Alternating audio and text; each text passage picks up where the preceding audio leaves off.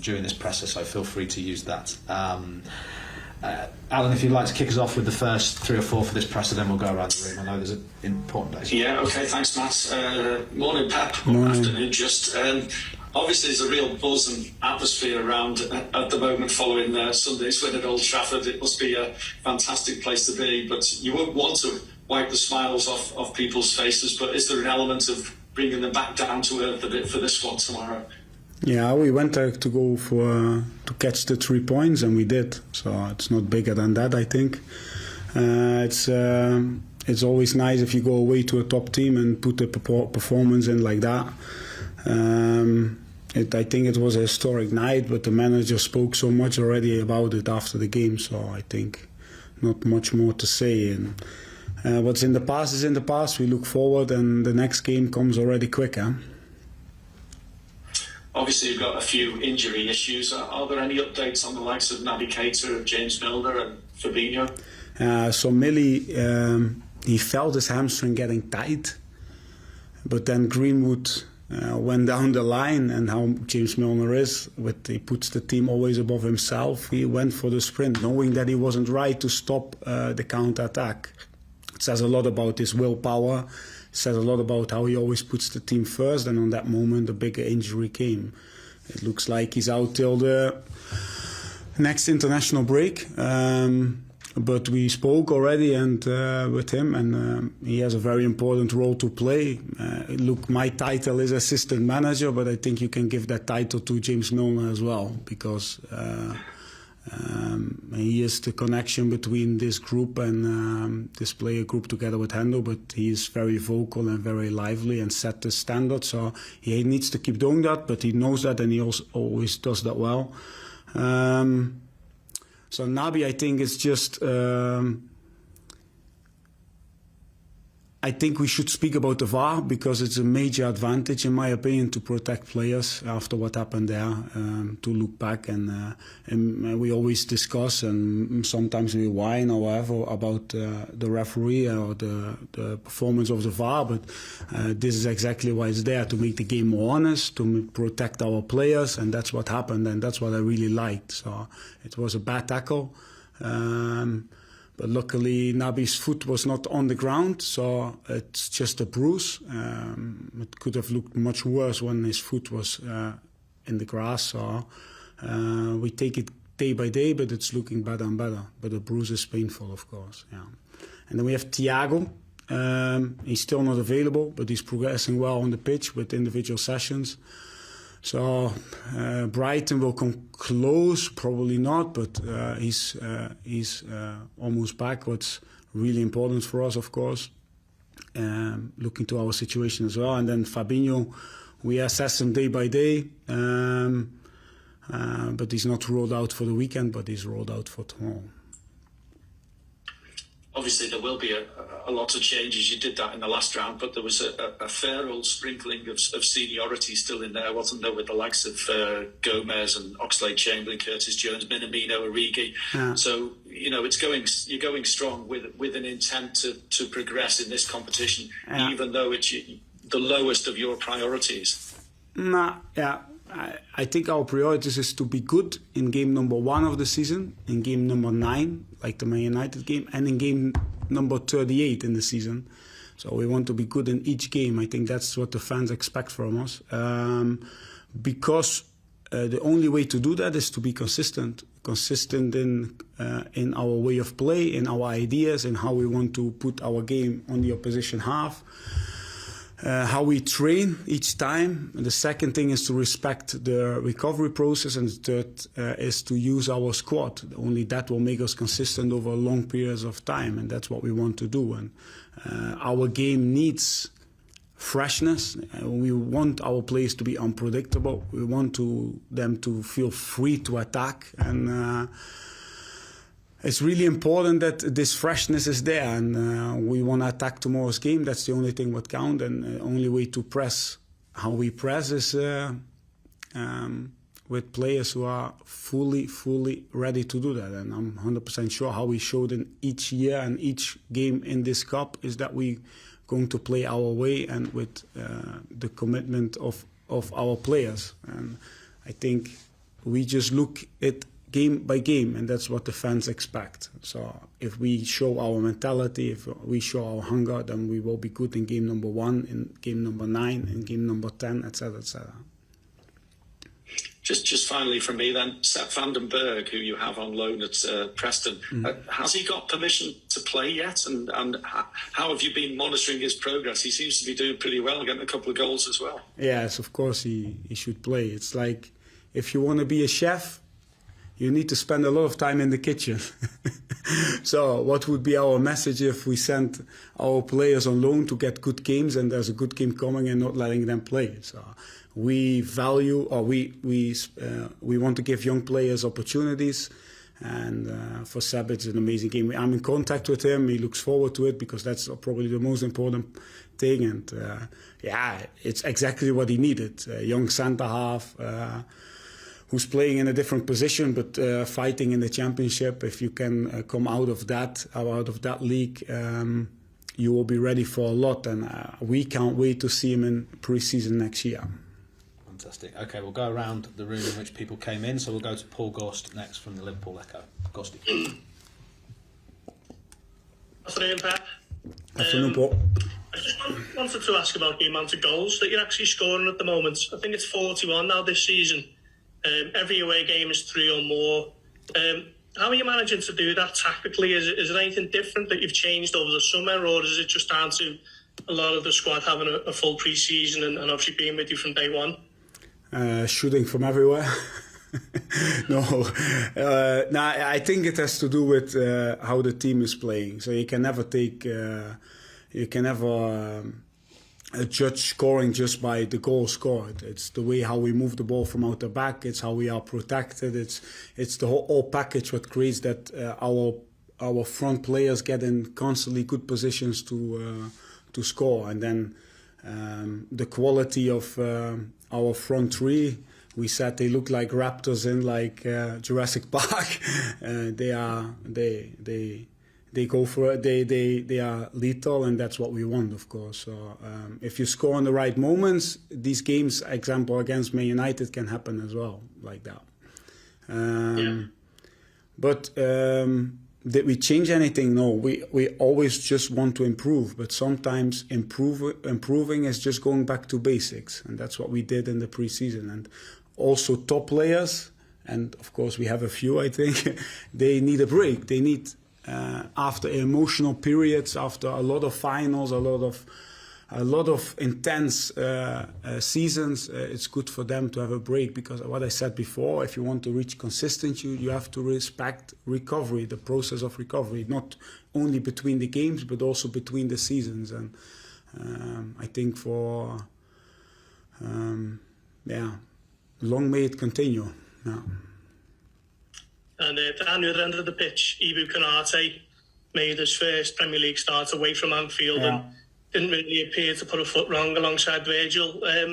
What is it that you, the coaching staff, see in him, and how's he settled since the move in the summer, and what do you think his ceiling can be in the game? Because he's obviously only very young, but looks very accomplished. Yeah, first of all, big compliment to Ibu. Also big compliment to our last line, I think, but especially for Ibu, because coming in against United is never easy. It shows over the last years, the results there and how we performed there. So big compliment to him, because if you talk about Man United, you talk about speed. If you talk about Man United, you speak about lethalness as well. So it's not easy to control the speed of Rashford, of Greenwood, of the speed and mind of Bruno, and the lethalness of Cristiano in the box. So that was only possible by us staying away from the goal for long times, as high as possible, and how he controlled together with Robbo, Trent and Wirtz. That's why I want to say a big compliment to our last line. How he controlled these movements and this speed was from an absolutely top level. And you see Ibu, I said it the last time, he's a beast. So if you play with a high line, if you play with a lot of space in your back, if you want to keep the position far away from your own goal, you need speed in your last line. And we have 4 players with real speed. And I say the 4, I mean Joel, Ibu, Wirtz and Joey. Did I say Joey or Ibu? So Joey as well. So what I'm trying to say is that we have these 4 centre halves who have the characteristics to play in our way and add so much to our style. Okay. Thank you, Gosty. Appreciate that. Okay, let's go to Phil Casey from the Press Association next, and then to Neil Jones. Phil. Thanks. Hi, Pep. Hey, Phil. I was just wondering, I know you mentioned earlier on it was sort of just 3 points at Old Trafford, but can you just give us a sense of the atmosphere perhaps afterwards in the dressing room after such a fantastic performance? You know, at Atletico, when they scored the 2-2 in Madrid, everybody who was there can know the sound of the stadium in Madrid. The sound in the dressing room was like in Madrid when they scored the 2-2. I don't know who bought the new speaker, but we have a new speaker, and yeah, it's good. I think they could hear us in Liverpool.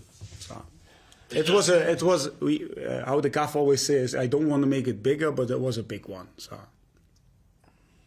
And after a result like that, how difficult is it to refocus on a different game, or does it help that in this instance, obviously there's going to be changes made to the regular 11, perhaps against Preston? Yeah, we are trained to do this. No, we are used to do this, to play every 3-4 days. How I said, if you want to achieve big things, you have to focus on the small things. So the small things means we have to do the session after the game right. We have to do the recovery process right for the players who played. We have to prepare the team and the players who are going to play against Preston with big respect. And what I like about us is that we don't prepare differently if we go away to Preston or we go away to Man United. And you see that in the mentality of our players, and you see that in the hunger in the sessions. So, and as long as that's the case, if the day before the game the session is so intense and so quick and so difficult for the starters, we are really confident to attack the next game, and that's what we want. Going game by game, going session by session, going recovery by recovery, focusing on the small things, doing these things right, being ready, and show our fans away at Preston our hunger, our desire, and our way. Only that's the way to become consistent in the season. Yeah. Thank you. Any more? Thank you. Good luck tomorrow. Thank you, Phil. Okay, Neil Jones, and then we go to Chris Coughlin. Neil. Hi, Pep. You okay?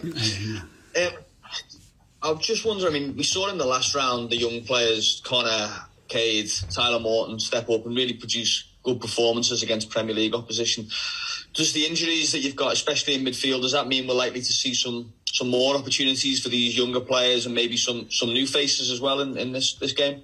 Yeah, I wish I could do, Neil, but I cannot give anything about the lineup. That would not be smart for me, as it is on the how do you say, on the top of my tongue. So, but I cannot speak about it. The only thing what I want to say is that our academy is constantly producing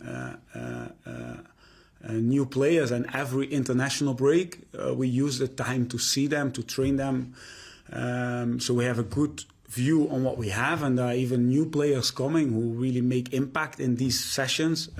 So there's always 1 or 2 surprises in these international breaks, and that's, if that keeps going, if we can still produce our own quality with the values of Liverpool, then we are always 1 step ahead of whatever may come. And that's what I like about us, that we give these young players opportunities. And how I said before, and I said it before the game against Norwich, the young players will never let you down, never. And did Conor Bradley let us down? Did Kate Gordon let us down? Did Tyler Morton let us down? How did Tyler Morton improve our second half positional game?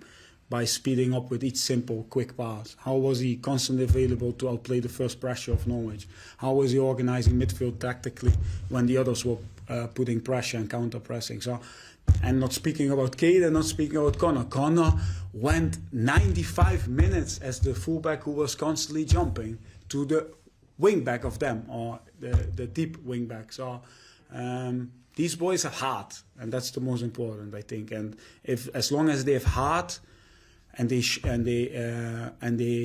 play with our values, and they are humble, then they always get a chance. So that's, I think, important part of our success over the last years. So otherwise, we would not have speak about Curtis, about Harvey, about Trent, about all these others who made steps in their careers. about Reece, about Nate. Sometimes, example, last year. So sometimes you're searching for gold, and you realize that you're sitting on it. Last year we were searching for centre halves. We play Fabi, we play Handel, and in the end the gold was just next to us with Nathan and Reece, and that's why we came third in the league. And that's the same with young players, and that's the same with our process. Sometimes you're sitting on it. I'm not going to ask you to give anything away about the team, but is Cade available? Because I don't think he's played for the 23s since before the last international break. And Cade is yesterday he did his first session with the team, and he could only do like the rondos. So, yeah. Okay. Any follow up, Neil, or is that you? Oh no, that's me, man. Thank you. Cheers, Pep. Okay, I think Chris Shaw's question's been asked, so we'll finish off with Chris Coughlin, who's got a couple to finish us off with. I think, unless there's any more hands up that I can add, then this will be the conclusion, because I think a lot of the topics have been covered. Chris. Hi, Pep. Yo. Just want to ask particularly about Minamino and Divock Origi. They both scored against Norwich in the last round, but they barely featured since. Have they been unlucky not to get more minutes recently? And then how big a chance is it tomorrow to take a chance to have more game time? Yeah, Divock is our top scorer in this league. I think he's the top scorer from overseas players in this league as well. So what I like about Taki and Divock is that even when they didn't get that chance, they trained with all they had, and that's why they are on the level they are at the moment. They look really sharp. Divock is one of world's best finishers, and we worked with quite a few in different clubs. So, but he's absolute a world-class finisher. It's just to get him in these positions, of course. But what I'm trying to say is that we really like how not only the last season have proven that we will need all of our players. In one moment you think you're not necessary, and then you have to play 3-4 games, and that happened already this season with a few players. But so everybody has to be ready, has to show this mentality. If you want to play for a big club, then you have to train how they are training. And Taki, yeah. It's an example against Norwich was a great example how he easily fits in our starting lineup. So it's just stay patient, keep training in the way they are training. But that's the most important, to train really hard and really good and really sharp, because then you're ready when your chance is coming. Yeah. And on the youngsters, of course, competitive games, they're completely different to training sessions. But with regards to the youngsters, I know you say Cade Gordon's not available, but Connor Bradley and Tyler Morton, how much can they learn from actual competitive games against senior opposition as opposed to training sessions with senior members of the squad? Yeah, for sure. I always said young players need a lot of training, a lot of positivism, and a lot of games. So that's how it is. I always said before. If you want to be a chef, you have to spend a lot of time in the kitchen. So that's the same with young players, and it helps always when there are a lot of models around you, a lot of good players around you who show you the way, and that's one of our strengths, that we are educating a new generation of players, and there's always new generations coming. But as long as our seniors accept them and help them and develop them, and constantly are speak with them, their future will be good, and that's what I like about the stability in our club, is that we constantly search for these processes, and this only happens with stability inside the club. This will never happen with changes. Okay. Thanks, Pep.